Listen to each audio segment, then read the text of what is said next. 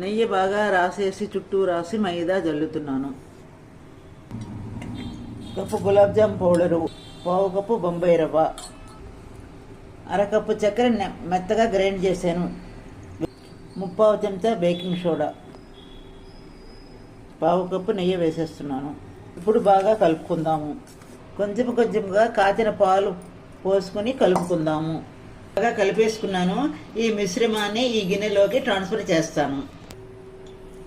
బాదం పప్పులు, జీడిపప్పు పప్పులు పైన ఇలా జల్లుతున్నాను.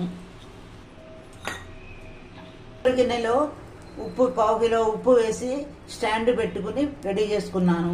కేక్ ప్యాటర్న్ పెట్టేశాను. మూత పెట్టుకుందాము. విజిల్ పెట్టవలసిన అవసరం లేదండి.